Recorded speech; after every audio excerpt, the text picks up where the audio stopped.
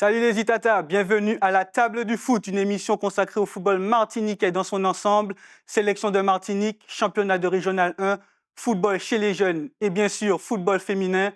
4 thèmes et 5 invités autour de la table. Alan Arnay, directeur technique et éducateur du RC Saint-Joseph. Bonjour Alan. Bonjour Emery et merci pour l'invitation. Merci aussi d'avoir répondu à l'invitation. Nous avons également Fabrice Rupernet, actuel coach du Golden Lion, ancien joueur professionnel de la sélection de Martinique. Vous avez été aussi entraîneur adjoint de cette même équipe et vous êtes père de 2 footballeurs martiniquais, Enzo et Henrik. Bonjour Fabrice. Bonjour Henrik.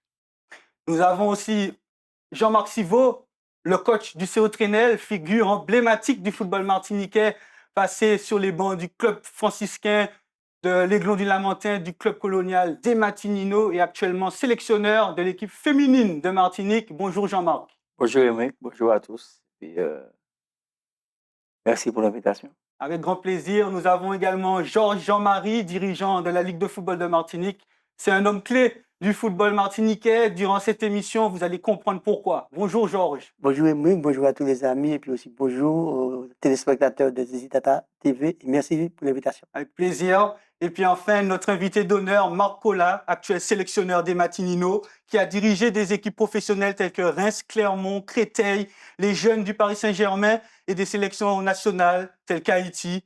Bonjour Marc Colla, merci d'avoir répondu à notre invitation. Bonjour Émeric, bonjour à tous. C'est une belle émission en perspective. Installez-vous bien. La table du foot, c'est parti. À l'occasion du tour préliminaire de la Gold Cup 2025, la Martinique a affronté le Suriname. 2 défaites, 1-0 les 21 et 25 mars. Alors messieurs, d'un point de vue extérieur, je vais m'adresser avec Fabrice Rupernet. Comment vous avez trouvé ces 2 rencontres? Je les ai trouvés. Alors, la première rencontre à l'extérieur, où j'ai pas trouvé l'équipe de Suriname vraiment dominateur. On a vu qu'ils avaient le ballon. Je trouvais que la Martinique, au contraire, arrivait à bien gérer cette équipe. Pour moi, lorsqu'ils marquent le but, c'était la seule frappe qu'ils faisaient à ce moment-là. Donc, je pense qu'ils ont un petit peu, je dirais pas que c'est de la chance, mais ont su marquer au bon moment. Et puis ensuite, on a vu en Martinique un autre visage du Suriname. On a vu que la Martinique a tout fait, surtout sur l'heure de jeu, pour pouvoir contenir cette équipe, ce qui était un petit peu moins évident. Et puis ensuite, on a vu que la deuxième mi-temps, on a montré un autre visage. Je pense qu'on a tout jeté, voir justement aller faire ce but qui nous allait nous ramener en prolongation. Et malheureusement, on prend le but au moment où on est à notre point fort. Donc, c'est ce qui est dommage. C'est vraiment dommage. Mais je pense qu'il y avait matière peut-être de mieux faire. Mais on a rencontré une très bonne équipe du Suriname. Jean-Marc, si vous êtes du même avis que Fabrice Rupernet? Oui, parce que en face, on a une équipe du Suriname, je pense, qui était supérieure à nous. Bon, déjà, le match aller, je pense que le fait de jouer sur un terrain synthétique, c'était difficile. Surtout pour nous ici, on n'a pas l'habitude de jouer sur le terrain officiel, terrain synthétique. Et je m'étais dit qu'au retour, on aurait vu une autre équipe de Suriname. On n'a pas raté parce que bon, ils avaient la maîtrise. C'est bien. Mais je crois que la Martinique, en deuxième mi-temps, on a montré notre visage, effectivement. Mais malheureusement, je pense que le match, on a tellement couru dans ce match-là que je me demande si on ne peut pas ce match-là dès le début. Parce qu'ils ont fait voir des verts et des pas mûrs. Et je pense que les gamins, il y avait un peu de fatigue dans ça. Le fait de voyager, de revenir, bon, tu as les pros qui sortent de là-bas pour arriver. C'était pas évident. Mais je crois qu'on a une équipe de Martinique valeureuse, mais bon, en face, on est tombé contre meilleur que nous. Jean-Marie, ce résultat est synonyme de non-qualification pour la Gold Cup 2025. En cas de qualification, ça aurait été la 5e participation consécutive. C'est triste, c'est bien triste. Ben, tout à fait, je pense nous sommes un peu déçus. Bon, personnellement, j'ai pas l'habitude de me ranger derrière mes techniciens, mes 4 techniques, puisque c'est eux qui sont un petit peu aux affaires, hein. Donc, c'est vrai que si on avait été qualifié, ça aurait été une bonne chose pour nous. Bon, ben, c'est la défaite, on l'accepte et puis le travail va continuer. Bon, c'est vrai qu'on a montré de belles phases de jeu, on a vu de très belles choses, mais effectivement, il faut reconnaître quand même que l'adversaire était un peu au-dessus. Et comme l'a dit Fabrice, c'est un petit peu ça notre problème, c'est que pour se déplacer dans la Caraïbe, malheureusement pour nous, hein, très souvent, nous sommes les plus pénalisés que les autres. Apparemment, ils ont parlé de charters qui ont été pris par Suriname. Est-ce que nous, on a les moyens? Aujourd'hui, notre collectivité est un petit peu en difficulté. Donc, il y a tout ça à voir. Il ne faut pas se contenter de regarder le résultat. Il faut voir tout ce qui a fait qu'on n'a pas pu être performant. Justement, monsieur le sélectionneur Marc Colla, quelles sont vos analyses sur ces deux rencontres? Je dirais qu'il y a plusieurs façons de regarder ces deux matchs. Il y a l'aspect sportif, et c'est certain que sur l'aspect sportif, je me range à côté de mes collègues. On a été dominé par cette équipe, et je dirais les deux résultats sont logiques. Mais on sait bien qu'en football, il peut y avoir, je dirais, un petit peu de réussite, un peu de chance. On ne l'a pas eu au match aller parce que je pense que, allez, 8 arbitres sur 10 auraient sifflé penalty pour nous. Nous, on est tombé sur un qui l'a pas sifflé. Ça aurait pu effectivement changer la face des choses, mais ça n'a pas été le cas. On sait bien là dans cette configuration avec le but marqué à l'extérieur, c'est très compliqué. Ce qui s'est passé dans le deuxième match, c'est que je dirais on était assis sur deux chaises, c'est-à-dire que d'un côté, il fallait essayer de marquer, de l'autre côté, pas en prendre, et c'était très dur. Mais moi, ce que je regrette surtout, c'est que dans ce regroupement-là, on n'a pas pu présenter une équipe comme on l'avait, ne serait-ce qu'en Guadeloupe, lors du dernier rassemblement, parce qu'il y a eu des forfaits de dernière minute pour diverses raisons. J'ai un joueur qui était papa, qui devenait papa, donc il n'a pas pu venir. C'était Moutachi. Après, il y a des joueurs qui étaient blessés de dernière minute. Après, il y a des joueurs qui n'ont pas eu l'autorisation du club. Bon, c'est des choses que maintenant, depuis 3 ans, j'ai l'habitude, hein, puisque c'est souvent le cas. Mais là, c'est mal tombé parce que face à une équipe comme ça, il aurait fallu qu'on soit vraiment au complet pour pouvoir rivaliser avec cette équipe. Justement, lorsque la sélection de Martinique la Martinique est au complet, comment vous trouvez, Alain Harley, cette sélection? Est-ce que vous vous retrouvez dans cette équipe de Martinique depuis l'ère Marc Colla en 2022? Au début, en 2022, oui, je me retrouvais dedans. Pour être sincère, un peu moins à la fin. Euh, Parce que je trouvais qu'on a perdu un peu une identité à travers certains choix. Après, il faut respecter les choix du sélectionneur. On l'a pris pour une mission. L'objectif, se qualifier à la Gold Cup, passer les poules. Il va avec ses choix et on fait avec. La sélection de Martinique, c'est aussi un défi particulier, hein. Quelles sont, Marc Colla, les grandes difficultés lorsqu'on dirige cette sélection? À partir du moment où on a accepté la politique que j'avais mis en place avec l'apport de joueurs professionnels, eh ben, c'est la difficulté, c'est d'avoir effectivement le meilleur effectif possible.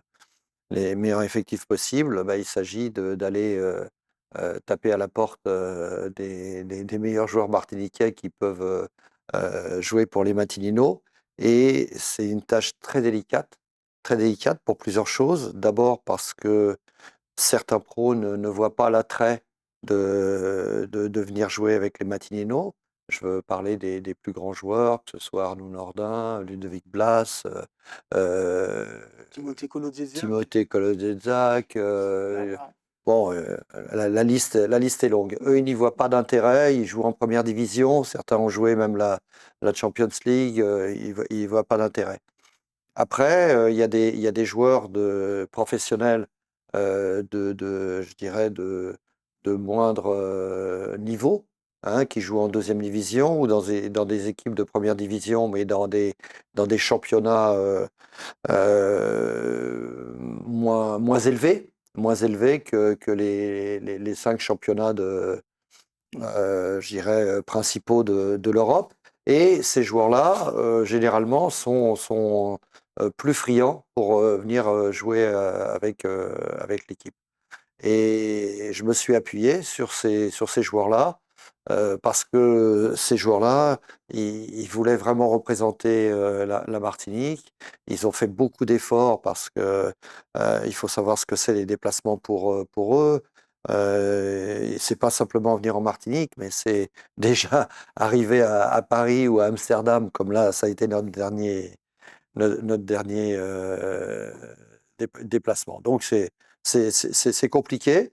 C'est compliqué, mais voilà, on a malheureusement, lors de ce dernier regroupement, on a récolté tous les avatars qu'on pouvait avoir au dernier moment. Et c'est dommage parce que c'était un rendez-vous très important.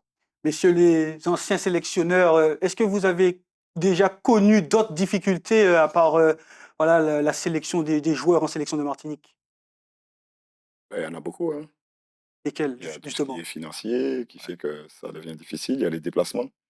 Quand on voit, par exemple, que le Suriname arrive en Martinique avant nous pour justement ce second match, ça aussi, on l'a vécu et on sait que c'est compliqué. Après, on ne crache pas dans la soupe parce qu'on sait qu'on voilà, on a des difficultés au niveau de la Ligue, au niveau de la CTM aussi. Mais en même temps, ça nous rend la tâche super difficile parce que au niveau de la récupération, on le voit sur le second match, on voit que nos joueurs, ils ont tout donné. On a beaucoup couru, mais sur la deuxième mi-temps, on voit qu'on a pêché sur un manque de lucidité, justement contre ce genre d'équipe qui, si elle arrive une journée avant vous, ou voire quelques heures avant vous, eh ben, ça se voit sur les résultats. Et ça, c'est vraiment dommage. Je sais qu'il y a des efforts qui sont faits au niveau de la Ligue, etc., pour pallier, mais c'est vrai, comme dit le coach, quand on veut jouer dans la cour des grands, moi, ce que je trouve qui est formidable, c'est que ça fait quand même pas mal d'années que nous sommes en Ligue A. Ça, c'est très bien. Ça veut dire qu'il y a du bon boulot qui est fait. Maintenant, ce qu'il faut, c'est continuer à travailler de façon à rivaliser contre ces équipes-là. Mais pour rivaliser, techniquement, il nous faut nos meilleurs joueurs. Et justement, Jean-Marc Thibault, est-ce que vous êtes d'accord avec les propos de Fabrice Rupernet c'est basé uniquement sur des joueurs à fort potentiel, peut-être même venus d'Europe. C'est ça la sélection de Martinique qui devrait se diriger dans les prochains mois, prochaines années? Peut-être, peut-être. Parce qu'il faut reconnaître quand même que les joueurs professionnels ont un bagage en plus. Mais je crois que notre difficulté, surtout quand on se déplace, c'est le moyen de transport. Alors, je te donne un exemple. On joue, je ne sais pas moi, on joue aux États-Unis. Pour aller, on doit peut-être passer par Barbade, passer par plusieurs pays avant d'arriver. Et vous regardez le match de Suriname, parce que le Suriname, avec son charter, est arrivé directement à la Martinique. Bien fouet, bien machin, alors que nous sommes en train de faire un périple pour arriver ici, chez nous. Je trouve que c'est pas normal. Ça peut être une raison financière, peut-être, parce que avec peut-être plus de moyens, on aurait peut-être plus de choses. Mais je ne pense pas que les moyens auraient permis d'avoir de meilleurs joueurs professionnels. Non, je ne pense pas. Mais je pense que les moyens nous auraient donné beaucoup plus de moyens de transport pour se déplacer, parce que ce n'est pas évident. On arrive, des fois, il faut partir à 2 heures du matin. On arrive, non. Mm. Et quand on fait un match comme ça, de haut niveau, contre ces équipes-là, quand il faut courir, à un moment donné, tu ne peux pas aller à le résultat. On reste souvent 12 heures, plus de 12 heures de 12 temps heures à dans l'aéroport. l'aéroport. Entre les avions, etc., les gens ne se rendent pas compte que c'est épuisant et ça fatigue mentalement. Ah ouais. Le joueur, il vient de faire un match à l'extérieur contre une équipe qui est quand même assez forte. Mhm. Il a besoin de récupérer, donc il a dépensé déjà pas mal d'influx nerveux, déjà. Et ensuite, quand il arrive, il faut faire 12 heures dans un aéroport sur un petit chaise où tu sais pas Mhm. comment dormir, comment te reposer, comment... Tout à Ouais. fait. Je vous dis, c'est compliqué. C'est C'est super super compliqué. difficile. C'est Et peu super importe le statut, hein, pro, Ah low, oui, là, on est tous, Non, mais tout le monde, nous sommes tous à la même staff, recette. journaliste. Ouais, ah, on est tous j'ai à la ensemble. même recette. Et du coup, messieurs, la sélection de Martinique pour les prochaines échéances, hein, c'est prévu normalement jusqu'en 2026, septembre 2026, 18 mois. Pourrait-elle compter sur davantage de joueurs du championnat élite de Martinique? Mais lorsqu'on voit les 11-0, les 7-0, les 5-0 à plusieurs reprises cette saison, de nombreux scores fleuves en et en 1, est-ce qu'aujourd'hui, on ne peut pas se dire que le championnat élite de Martinique, il est déséquilibré à la Narnais? Au début de saison, je pense pas qu'il était déséquilibré. Après le recul que j'ai dessus, et j'en discutais dernièrement avec des collègues, c'est quand une équipe joue le maintien, le plus souvent, les coachs ont un fort taux d'absentéisme à l'entraînement. Donc, peu importe le projet que tu veux mettre en place, si tu ne t'entraînes pas et que l'équipe qui est déjà supérieure à toi continue à s'entraîner avec un groupe conséquent, les scores seront en fleuve. Jean-Marie, le championnat de Martinique en R1, est-ce qu'il est déséquilibré pour vous? Ben, si il y a toutes les équipes qui sont R1 du monde ont gagné leur place, donc s'ils ne peuvent pas être ailleurs. Maintenant, c'est vrai qu'il y a des circonstances, des équipes qui sont bien constituées au début de la compétition, qui se retrouvent démunies au fil des matchs. Ce qui fait qu'on a des équipes, tiens, par exemple, si on prend le RCC Joseph, qui est au numéro de son déplacement à Bastia, par exemple, Oui, qui rencontre une équipe du New Club qui est un peu en difficulté, ben, c'est 1-0. Hein, donc, ce même match, tu l'aurais fait peut-être 2 mois avant, il n'y aurait pas eu ce score-là, par exemple. Donc, je ne peux pas dire que c'est déséquilibré. Forcément, on n'a pas les mêmes niveaux, on n'a pas les mêmes joueurs. Tu as gardé peut-être le même nom, mais il suffit que tu aies 3-4 joueurs en moins, tu n'as pas la même équipe. oui. Donc, il y a tout ça. Bon, je préfère dire que moi, ben, chacun son objectif. Il y en a qui jouent le titre, il y a peut-être 3 ou 4. Il y en a qui jouent la Coupe Vive, 4 ou 5. Et puis, il y en a qui jouent le maintien. Ça me paraît un petit peu logique. Marcola a une sélection essentiellement composée de joueurs amateurs du championnat de Régional 1. Est-ce que c'est vraiment une utopie ou bien quelque chose qu'on peut faire aujourd'hui? Non, moi je pense que c'est effectivement une utopie. Vu le niveau du championnat martiniquais, moi j'y crois pas du tout. Je crois pas du tout. Il faut savoir de quoi on parle. Aujourd'hui, si on parle de cette équipe du Suriname, il faut savoir qu'il y a 5 ans, il n'y avait que des joueurs amateurs dedans. Il n'y avait que des joueurs amateurs. Aujourd'hui, il n'y a que des joueurs professionnels. Donc, qu'est-ce qu'on veut? Un retour en arrière? Un retour en arrière comme c'était. Aujourd'hui, ce n'est plus possible. Franchement, toutes les petites sélections, mais quand je dis les petites sélections, c'est les petites sélections, ils trouvent des joueurs professionnels. Ils trouvent des joueurs professionnels, ils vont chercher, ça plus, ça on peut, Porto Rico, ils vont chercher des joueurs professionnels, Guyana, tout ça. Et c'est inéluctable. Ou alors, il faudrait vraiment avoir un championnat. Mais même en ayant un très bon championnat, ce qui est pas le cas, à mon avis, regardez les plus grandes nations. Est-ce qu'il y a beaucoup de Brésiliens qui jouent dans l'équipe Du Brésil? du Brésil? Non. Est-ce qu'il y a beaucoup de joueurs qui jouent au championnat du Brésil qui jouent au Brésil? Non. Pareil Est-ce avec qu'il y a beaucoup l'Argentine. d'Argentins et d'Argentins qui jouent dans le championnat argentin? Non. Et pourtant, c'est des championnats très forts, très forts. Hein. Non, il peut y avoir des exceptions. Par exemple, je vois l'équipe du Mexique qui a quand même un championnat très fort. Et donc, ils ont des joueurs qui jouent encore au pays, mais la majorité joue à l'étranger. Aujourd'hui, le football est devenu international et donc ne peut plus compter que sur les joueurs locaux. Et je vous dis encore, il faudrait qu'il y ait un championnat exceptionnel ici en Martinique, ce qui n'est pas le cas, puisque ici on a des joueurs qui s'entraînent, allez, j'allais dire 3 fois par semaine. Bon, allez, on va dire 3 fois par semaine, mais il faut voir dans quelles conditions, il faut voir comment, il faut voir.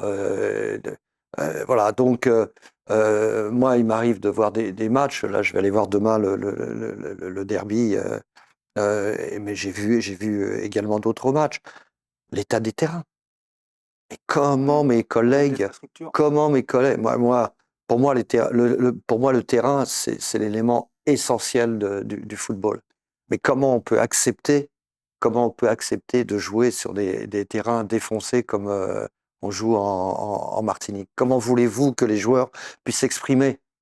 Comment voulez-vous que les joueurs puissent s'entraîner? Je veux dire, c'est vraiment un gros problème. Donc je sais que c'est pas le problème de la discussion d'aujourd'hui, mais ça mériterait aussi Ça nous intéresse, hein, mais de parler. parallèlement, Fabrice Rupernet, est-ce que le football martiniquais a atteint un plafond de verre? Il faut se mettre autour d'une table comme on est en train de faire là et trouver des solutions. La solution, ça peut être aussi de changer notre championnat. Au lieu d'avoir une R1, R2, R3, il faudrait peut-être faire des clubs, je sais pas, 8 équipes phares qui ont un niveau assez élevé et à ce moment-là, on fait un championnat avec eux, etc. Bon, je pense qu'il faut trouver des solutions. C'est vrai que c'est compliqué parce que, comme dit le coach, on est amateur. Donc, on en fait 3 dans la semaine. Nous, on est coach avec Jean-Marc en ce moment ici. On sait que parfois, c'est pas évident pour les joueurs de faire 3 entraînements. Des fois, ils en font 2, des fois, ils en font qu'un seul. Oui, il y en a qui ont des aptitudes un petit peu athlétiques, mais ça reste pour le niveau R1. Donc, s'il fallait comparer notre R1 avec la R1 Aquitaine, la R1 parisienne, etc., Aix-en-Provence, oui, je pense qu'on a le niveau même peut-être un peu meilleur que ces équipes-là, mais à partir du moment où on parle de sélection et qu'on parle de Ligue A et la Gold Cup, là, on rentre dans un milieu professionnel. Donc, forcément, on a besoin de renforts, on a besoin de s'aguerrir, et notre niveau de football en Martinique a besoin de progresser. Mais comme il a dit le coach, il y a tellement de choses à en parler, parce que sur les terrains, c'est pour ça que on adore tous maintenant, je dis on adore, hein, on adore tous maintenant Sainte-Marie parce qu'il y a une pelouse où on ne voit pas ici. Alors c'est vrai que l'enceinte, il est complètement différent, mais la pelouse, ne serait-ce que la pelouse, on voit que les joueurs, quand ils vont jouer à Sainte-Marie, ils sont très heureux, ils sont très contents. Ça prouve que si on avait cette politique-là un peu dans tous les clubs, enfin, toutes les mairies maintenant, on va dire, pour faire un beau Oui, stade dans chaque commune, ça ferait oui, avancer les choses. c'est Mais sûr, pour arriver à là, c'est sûr, on est d'accord, faut quelques années. c'est clair. Mais Jean-Marc Stivo, pardon, j'aimerais revenir quand même sur le sujet de l'absentéisme aux entraînements. C'est un sujet depuis quelques saisons assez récurrent. Comment l'expliquer? Comment l'expliquer? Alors là, non, mais c'est le gros problème du football martiniquais, ça. Les joueurs ne s'entraînent pas, qui ne s'entraînent pas, et puis qui veulent à tout prix faire de la compétition. Moi, je dis que c'est pas normal. Je vais rejoindre le coach. Quand on parle de sélection, bon, ces joueurs-là aussi, ce qu'on n'a pas compris, c'est que quand on joue au football, il faut se donner les moyens d'être performant. Bon, si tu ne t'entraînes pas, tu peux être performant. Bon, maintenant, il faut répéter les gestes. On a beau expliquer, beau faire des réunions, beau faire des... Mais ben, ça ne change rien. Je crois que nos jeunes, c'est peut-être la génération d'aujourd'hui, je ne sais pas. La J'ai été société, footballeur, je n'ai pas connu ça, mais bon. ouais, ouais, c'est générationnel. Jean-Marie, vous êtes du même avis que Jean-Marc Stivo. C'est décourageant quand on est dirigeant de foot de savoir que des joueurs ne viennent pas aux entraînements. C'est la base. Mais j'ai connu ça, hein, puisque avant, il y a pas si longtemps que ça, j'étais encore aux affaires d'un club. Je me rappelle qu'on avait des joueurs, lorsqu'on mettait un entraînement le mardi gras au matin, ben, on avait un groupe. Et à l'époque, on avait 2011-2012, on avait quand même dominé toute la saison. Alors qu'aujourd'hui, 15 ans. oui, non, mais c'était certains joueurs, hein. Daniel, Sébastien D'accord. Quintino, etc. Aujourd'hui, on a beaucoup de joueurs, mais malheureusement, ils ne veulent pas faire les sacrifices qu'il faut. Alors après, est-ce qu'il ne faut pas trouver des motivations? Je sais pas, il faut se poser les bonnes questions. Et puis, alors, une autre chose, on avait quand même des joueurs qui avaient quand même un entraînement si on veut, naturel, de par le déplacement, de par le fonction. Aujourd'hui, tout le monde est assis à la maison, Game Boy, etc. Donc, on a moins d'activités. Donc, on n'est pas dans les mêmes dispositions. Comment y remédier à la Narnais? Ben, je reviens à Fabrice Pernet dessus. C'est déjà énumérer les problématiques, discuter avec les joueurs et essayer de trouver des solutions, puisque le problème, il est là. Donc, c'est énumérer les problématiques Au déjà. RC Saint-Joseph, vous êtes combien à l'entraînement quand on parle de l'équipe en tête du championnat? On a très souvent notre groupe à l'entraînement. Très souvent notre Après, votre projet est essentiellement basé sur peut-être des jeunes, de la formation. Lors du mercato précédent, enfin janvier et août, avant ça, juin, juillet même, on a vu que vous n'avez pas forcément recruté en masse. Est-ce que c'était vraiment voilà, une stratégie de votre part, limiter le recrutement pour faire avec ce qu'on a, la jeunesse, les jeunes? Oui, c'est un objectif du club, mais après, il faut qu'on reste aussi réaliste. Ce sont pas tous les jeunes qui iront en senior et qui auront un niveau pour aller jouer le titre à chaque fois. Donc, c'est trouver un équilibre entre les deux et être honnête entre la formation et les joueurs qu'on a besoin pour aller jouer les premiers rôles chaque saison. Effectivement, Jérémy Ludon, il fait un énorme travail aussi avec le RC Saint-Joseph. C'est crescendo, c'est année après année. C'est cette année maintenant qu'on voit que ça commence à porter ses fruits. Qualification 32e de finale de Coupe de France, premier en ce moment en R1. C'est ça la recette peut-être, les jeunes, la continuité. Oui, la continuité, avoir une organisation aussi, parce que il est important de bien définir les rôles de tout un chacun pour qu'une association puisse avancer dans le même sens. Et c'est ce qu'on a en ce moment. Et Jérémy, par sa communication, nous aide énormément aussi. Donc, ce sera mon thème 3, hein, messieurs. Pour avancer dans la bonne direction, la solution du football martiniquais pourrait-elle passer par les jeunes? Au niveau des règlements, d'ailleurs, Jean-Marie, qu'est-ce qu'il est possible ou interdit de faire avec les jeunes en seniors? Ben, forcément, il y a des possibilités de surclassement. Les U17, il faut qu'ils soient aptes médicalement. Ensuite, il y a les 18 et 19 qui peuvent jouer. Et là, je vais généraliser parce qu'effectivement, j'invite d'ailleurs le maximum de dirigeants, ou ne pas dire tous les dirigeants, à se pencher sur ces problèmes-là. Parce qu'on voit trop d'irrégularités sur les matchs de jeunes. Des jeunes qui sont sanctionnés, qui ne purgent pas dans leur catégorie, etc.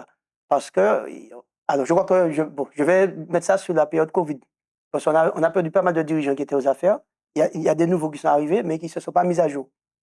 Donc, ce qui cause beaucoup de problèmes. Quand on prend les championnats de jeunes, on voit beaucoup d'irrégularités. Et malheureusement pour nous, c'est ça. Mais en tout cas, à partir de 17 ans, on peut jouer en senior. Un U17 peut jouer en senior dès lors qu'il est apte médicalement, il peut se retrouver en senior. Et quand on joue en senior, par exemple le vendredi, quand on est jeune, Oui. on peut jouer à quel moment encore? Ah ben là Le aussi, week-end. on vient d'avoir un cas ce week-end. Avant, il était dit qu'on pouvait faire 2 matchs en 48 heures. Maintenant, c'est plus d'actualité. Maintenant, la règle dit qu'on ne doit pas faire 2 matchs en 2 jours consécutifs. Donc, avant, quelqu'un qui avait joué le vendredi soir ne pouvait pas jouer le dimanche matin.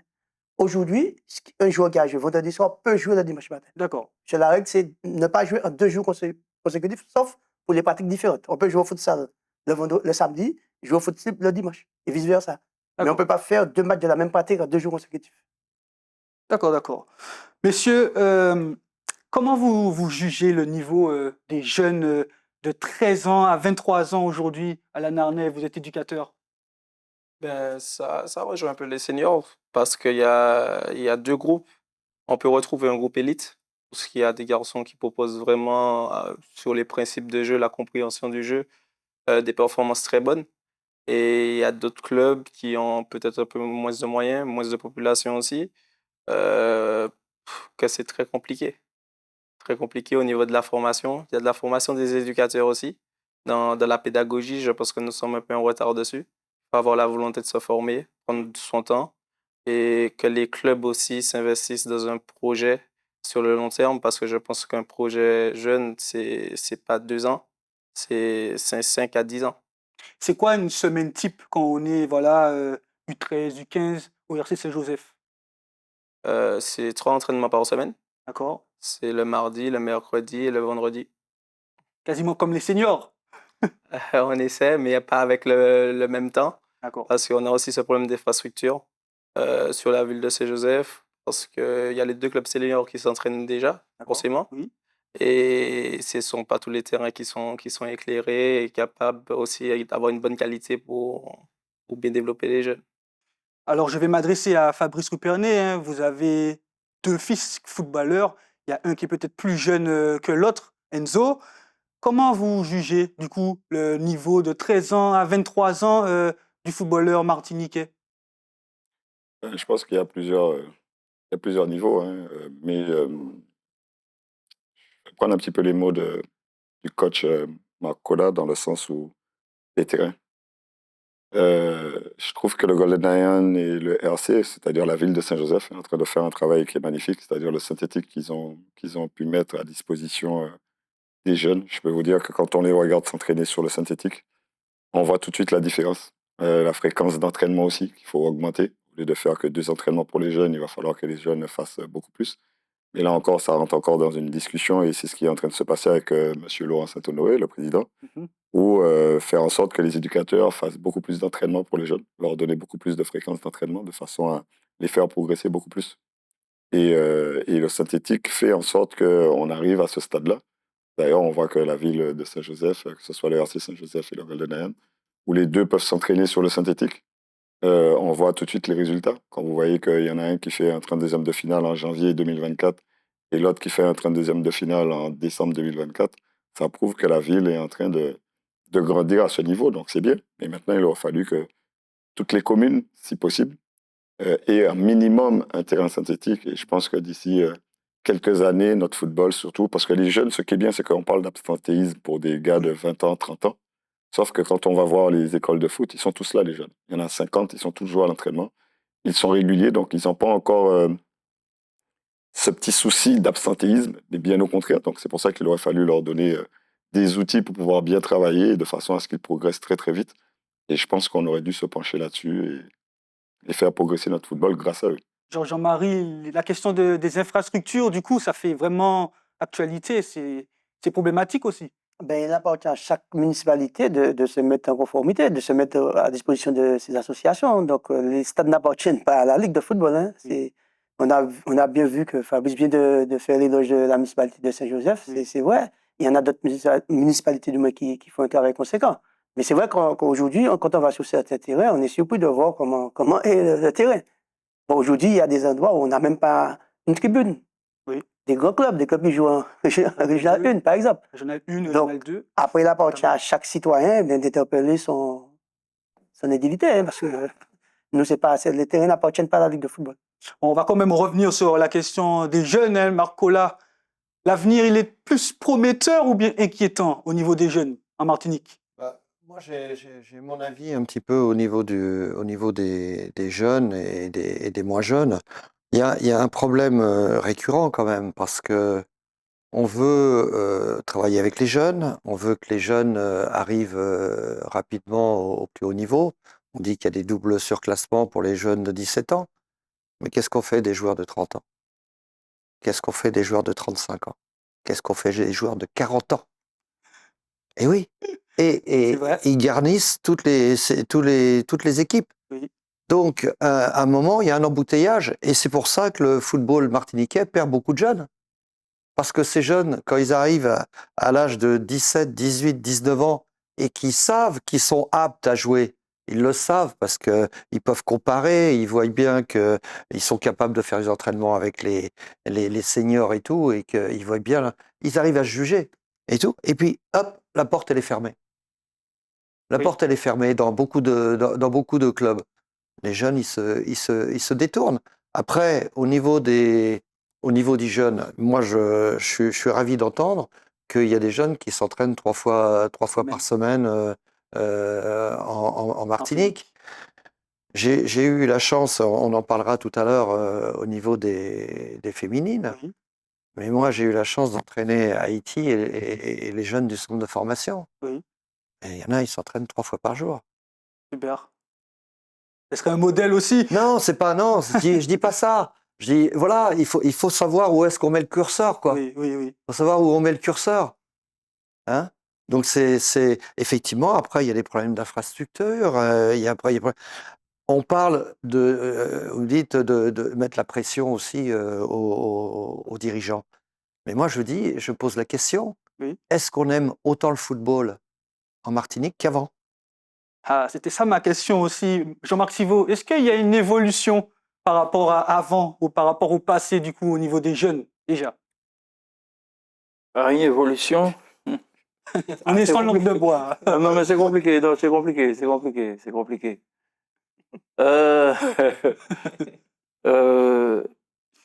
Le problème des jeunes aussi, je pense que le problème vient aussi des parents. Ah, oui. Alors, quand tu as une équipe de jeunes, par exemple, qui joue, tu es entraîneur, tu te dis que tu te laisses jouer pour pouvoir s'aguerrir, s'amuser déjà. Oui. Mais tu as le parent derrière qui fait la compétition, qui manage. Le projet Mbappé. Non, mais c'est vrai que c'est pas évident, parce que ça m'arrive des fois d'être tout le temps au match de jeunes. J'entends pas l'entraîneur, j'entends le parent. Non, mais c'est pas normal. En plus, à la mi-temps, le parent appelle l'enfant pour lui dire « Ah ouais, machin ». Alors que l'entraîneur donne des consignes. C'est pas normal. Du coup, on arrive à avoir un championnat qui... l'arbitrage, n'en parle même pas. On va pas... Non, mais c'est vrai, sujet-là. on est obligé de parler de tout ça, parce que ça fait partie du football. Oui, c'est vrai. Et c'est ça qui fait progresser, c'est ce qui doit faire progresser les jeunes. Mais je crois que des fois, on voit du tout et du n'importe quoi le dimanche matin. Marcola, je vais revenir quand même vers vous. Quelles sont vos attentes en tant que coach au niveau des jeunes, en termes de qualité et en termes de travail? Écoutez, moi, quand on parle de jeunes, moi je dirais que c'est des jeunes qui aspirent au plus haut niveau. Hein. Les jeunes, il y a le football loisir, il doit y avoir aussi le football d'élite. En Martinique, le football d'élite, moi je dis que les meilleurs jeunes ici, ils doivent aller au CERFA, puisque c'est la piste logique, ou être admis dans les centres de formation directement en métropole pour revenir après avec l'équipe des Matinino ici. Ça doit être ça. Malheureusement, je pense qu'il y a aussi des joueurs qui restent trop longtemps ici, qui restent trop longtemps en Martinique, qui laissent passer un petit peu le temps où ils pourraient travailler dans les centres de préformation ou de formation en métropole, et puis après, c'est passé. Quand vous voyez aujourd'hui dans les équipes professionnelles en France, regardez le Paris, même au Paris Saint-Germain qui joue à la Champions League, des joueurs de 18 ans, 19 ans qui jouent, 17 ans qui jouent. Oui. Bien sûr, je ne parle pas de Désiré Doué, qui est, comme son nom l'indique, il est très doué et il va faire une carrière extraordinaire. Mais il y a des jeunes de 17 ans qui sortent du centre de formation, qui sont dans le groupe pro. Oui, oui, oui. Voilà, donc dire ici un jeune de 21 ans, non, c'est déjà plus un jeune. Hein. 21 ans, c'est déjà plus un jeune. Hein. Donc un jeune, c'est quelle tranche alors? Ben, pour moi, c'est un jeune, c'est 14, 17 ans, 18 ans. 18. 14, 18 ans. Et quand il arrive à 18 ans, il faut qu'il joue en équipe première. D'accord. Il faut qu'il joue en équipe première. Alors et là, on se heurte à un autre problème, c'est que le joueur de 22 ans, mais il est bon. Et le joueur de 25 ans, il est toujours là. C'était lui, 5 ans auparavant, qui avait 18 ans. Et on est bloqué parce que le fait d'être ilien, on a un championnat de division d'honneur et on ne peut pas aller au-dessus. Le champion, chaque année, bah, il est champion. L'année d'après, il joue contre les mêmes équipes. En métropole, le champion, il joue au-dessus. Et il rencontre d'autres équipes. Hein? Tandis que là, il y a ce manque de motivation à l'arrivée pour les équipes. Bon, alors même s'il y a la Coupe de France, mais au niveau du championnat, c'est vrai que c'est un petit peu frustrant. Donc, je pense aussi que les entraîneurs, quand on est habitué à des joueurs, d'une année sur l'autre, quand il y a le choix à faire peut-être entre un joueur qui a 25 ans et un joueur qui a 17 ans, on va peut-être garder celui de 25 ans parce qu'il a l'expérience, parce qu'il est dans le groupe depuis 5 ans et tout. Et la place du 17 ans, c'est difficile pour se faire sa place. Marco, C'est très compliqué. À titre personnel, j'ai une question pour vous. Est-ce que vous seriez prêt à renforcer les échanges entre clubs professionnels d'Europe, voire de la Caraïbe, comme Haïti, pour placer des jeunes dans des centres de formation? J'ai cherché à le faire, mais c'est pas simple. C'est pas simple. J'ai cherché à le faire. J'ai même participé à amener des joueurs en métropole. Mais c'est pas simple parce que quand le joueur arrive là-bas, il va venir sur une période de 2 semaines. Mais 2 semaines ne sont pas suffisantes pour connaître les codes, pour comprendre ce qu'on attend de lui et tout. Et souvent, on se heurte dans les clubs professionnels et dit bon bah on a aussi bien chez nous. C'est pas la peine d'aller chercher un joueur à 8000 km. On a aussi bien. C'est-à-dire qu'il n'est pas au-dessus. Oui. Mais je dis mais heureusement qu'il n'est pas au-dessus. Parce que ça serait grave s'il était au-dessus en arrivant de 8000 km à 3 entraînements par semaine et tout. Mais laissez-lui le temps. Mais les clubs en métropole, ils n'ont pas le temps. Ils n'ont pas le temps. Oui, j'ai compris ça. C'est soit le gars il réussit. Allez, on va donner un exemple. J'ai emmené Ghislain Arbeau à Cannes l'année dernière. Oui. Ghislain Arbeau, qui était un très bon joueur. Et voilà, la réponse qu'on m'a dit bah, on a aussi fort chez nous. Donc il faut être au-dessus de ce niveau-là ou arriver très jeune. Et là, on laisse le temps. Mais dès qu'un jeune il arrive à 17 ans, 18 ans, il faut que tout de suite, le mec il peut rentrer dans un match et être meilleur que ceux qui jouent. Messieurs, on va passer à notre thème 4, le football féminin. Donc, on parlait d'échanges. Les échanges se multiplient au sein de notre football féminin. Par exemple, il y a des joueuses qui viennent de la Dominique, de Sainte-Lucie, qui jouent dans notre championnat. Le championnat est donc attractif. Alors, d'un point de vue extérieur, Fabrice Rupernet, quel regard vous portez sur ce football? Je ne l'ai pas encore trop suivi, hein, le football féminin, je ne vais pas mentir. Vous Mais avez c'est déjà vrai que assisté à quelques matchs quand même. oui, oui, oui, j'ai déjà assisté à quelques matchs. Mais si on arrive à prendre des joueuses de Dominique, d'un peu partout, Sainte-Lucie, etc., ça veut dire que financièrement, il y a des clubs qui arrivent à assurer ce genre de coût, parce que je suppose que les filles qui sortent de Sainte-Lucie ou de la Dominique, il y a toujours un petit problème de visa ou etc. Ils ne doivent pas rester longtemps, donc il faut qu'elles Oui, repartent dans leur pays, revenir, elles etc. repartent, oui. Donc tant mieux, mais après, au niveau footballistique, je trouve que le football féminin, pour ce que moi je vois, mérite de progresser encore un peu, et je pense qu'ils ont les mêmes mots MAUX comme le football masculin. On va parler encore d'infrastructure, etc., etc. Et malheureusement, Oui. elles sont, entre guillemets, l'antichambre du football masculin, mais avec les mêmes problèmes. C'est ça. Il y a des scores fleuves à la Narnais, entre équipes martiniquaises même. Il y a eu un score fleuve en Coupe de France. Le club franciscain a perdu 10-1 contre Roubaix. C'était l'année dernière. Comment il faut hausser le niveau? Hausser le niveau, c'est avoir une adversité, c'est avoir peut-être plus de filles, attirer plus de filles au foot chez les plus jeunes. Il faut savoir aussi que quand elles sont chez les jeunes, l'éducateur peut faire jouer le garçon parce qu'il fait gagner des matchs. Ça, c'est un sujet qui est assez compliqué et que je ne peux pas m'avancer dessus parce que dans ma tête non plus, c'est pas clair. D'accord. Jean-Marie, peut-être que vous avez des solutions à nous apporter pour clarifier le tout. Ben, il apporte déjà à tous les présidents de club, les dirigeants de club, en tout cas, d'essayer de porter des solutions. Moi, je me rappelle, il y a plus de 20 ans, j'avais proposé d'attribuer un muté supplémentaire aux équipes qui ont une section féminine. Parce que j'avais vu ça dans les ligues métropolitaines. Oui. Et bien, quand j'ai présenté ça en assemblée générale, je me suis fait un petit peu lécher. On m'a dit, ah ouais, pourquoi avantager ces grands clubs-là? Donc, j'ai dû partir en campagne, entre guillemets, aller voir les clubs, leur expliquer quel intérêt. Parce qu'en fait, à l'époque, les stades nous étaient fermés pour le football féminin. Donc, je leur disais, mais si le club a un intérêt à avoir une équipe féminine, tu dis au club, voilà, ben, si tu as une section féminine, tu as un muté supplémentaire. C'est un intérêt pour le club. Bien sûr. Donc, ça a permis de. Puis, j'étais tout content de voir quelques années après, ça a été voté. Aujourd'hui, par exemple, le football féminin, on a la chance d'avoir des compétitions nouvelles. On s'est battu pendant des années pour avoir la Coupe de France. Maintenant, c'est là. C'est bien. On s'est battu aussi pour avoir la Coupe Vive. Aujourd'hui, c'est là. Donc, il y a déjà des motivations. Par contre, il suffit que tout chacun aille visiter les différents sites des ligues. Et quelquefois, nous avons déjà des solutions que nous pourrons adapter. Bon, nous sommes en train de discuter pour essayer d'en trouver. D'accord. Bon, le problème que nous avons quand même de ce côté-là, c'est que nous n'avons pas beaucoup de filles.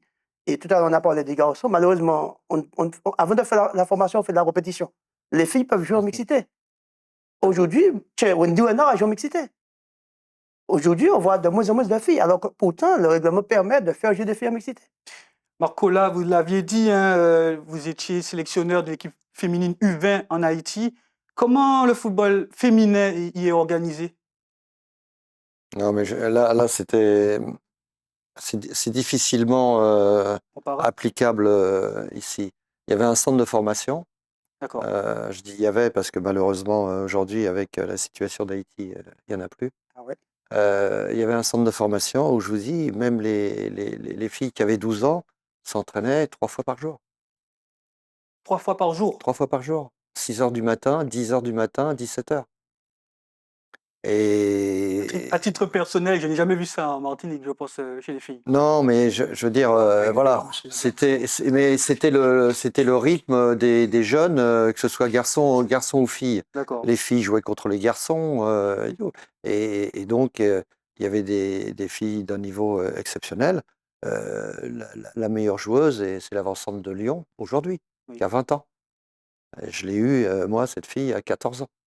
Donc, voilà, il y a voilà, il faut se donner les moyens, mais encore une fois, à l'époque, Haïti est un pays, Haïti n'est pas comme nous une ligue, je veux dire, on peut pas comparer, hein, on peut pas comparer. Donc, mais voilà, c'est vrai que quand on se donne les moyens, on peut arriver à des choses, mais bon, c'est difficile de comparer la situation d'Haïti et de la Martinique.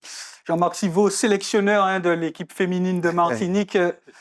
Avançons-nous dans la bonne direction, notamment pour hausser le niveau en sélection?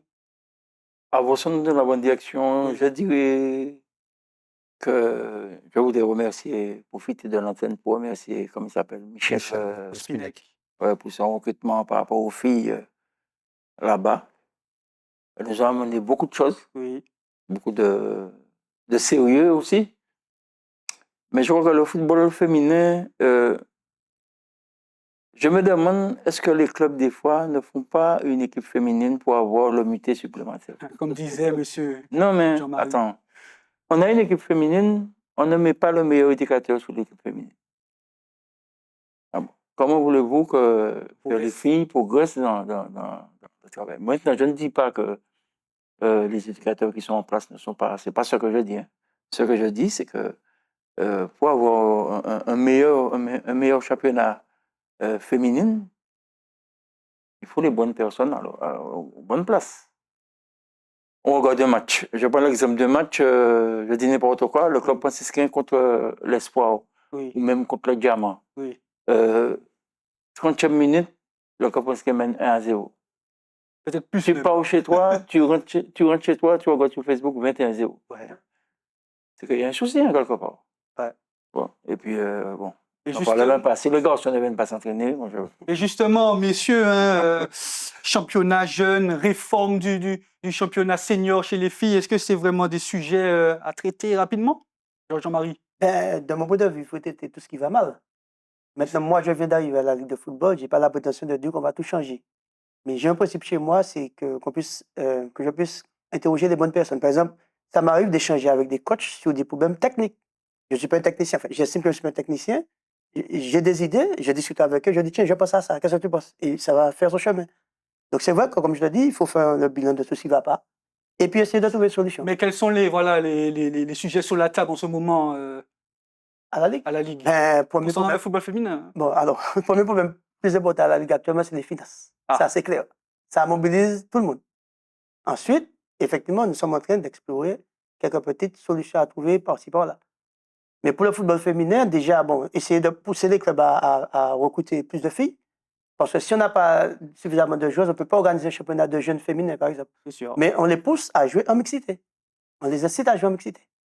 Bon, certaines personnes pensent qu'on a le droit de passer outre les règles, mais malheureusement, non. On est tenu de respecter. Un championnat jeune entre filles, c'est pas la bonne solution? Ça peut être la bonne. Si on a 4, 5, 6, voire 10 équipes de filles, on peut organiser un championnat de jeunes. Mais si tu n'as pas des équipes, tu ne peux pas organiser un championnat pour organiser un championnat. Si tu as une seule équipe, tu ne peux pas faire un championnat. À la Narnais, un championnat senior divisé en deux poules, une poule un peu haute et puis une poule basse. Est-ce que c'est vraiment un souhait de votre part? C'est pas un souhait de ma part, mais est-ce qu'on a le choix? Je sais pas.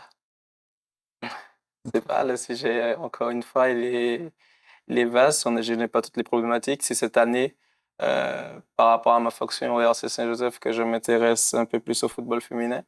Je vais être très honnête qu'avant, je ne regardais pas du tout et c'est là que je prends conscience des problématiques qu'elles ont sur toute une année.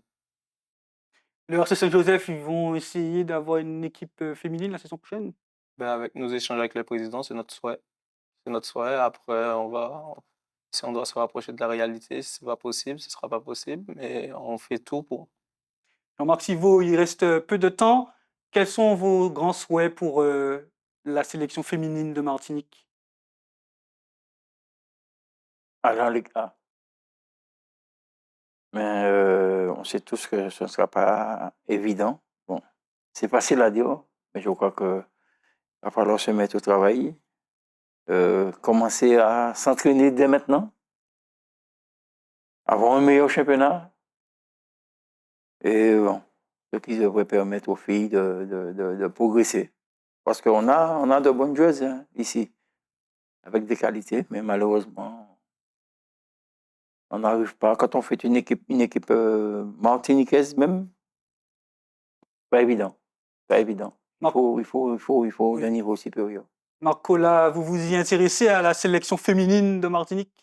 J'ai suivi le parcours de Jean-Marc et effectivement, j'ai j'ai vu une différence entre les premiers matchs et Oui. les matchs suivants quand l'équipe avait été renforcée par des jeunes qui venaient de métropole. Oui. Je veux dire, le problème est le même pour le football masculin. On peut pas se passer des joueurs issus de la métropole. C'est noté, Marc Colas. Fabrice Rupernet, est-ce que vous avez un mot de la fin sur le sujet football féminin? C'est à vous. Non, pas du tout, hein. Je les suis, hein. Je m'y connais pas trop, donc Ouais. je suis. J'écoute le coach Colas, j'écoute le coach Silvo, donc attentivement. Bon, je vous ai déjà vu dans un match émulation Asso à Shellshire, quand même. Oui, j'y vais souvent, mais comme je ne maîtrise pas beaucoup le sujet, mais je suis souvent aussi chez les jeunes. D'accord. J'aime bien, j'adore le foot, c'est pour ça quand vous avez parlé tout à l'heure de est-ce qu'on aime autant le foot aujourd'hui qu'avant, bon, je pense que c'est une question qui est assez importante. Mais comme j'adore le foot, donc je vais voir même des matchs de R3, donc je suis un D'accord. petit peu partout. Ok. Eh bien, merci beaucoup. Merci. Merci. On va conclure, hein. Merci à toutes et à tous, hein, de nous avoir suivis. Un grand merci à nos 5 invités et à tous ceux et celles qui ont réalisé, contribué à cette réalisation de cette émission. Merci en pile et à très vite, messieurs.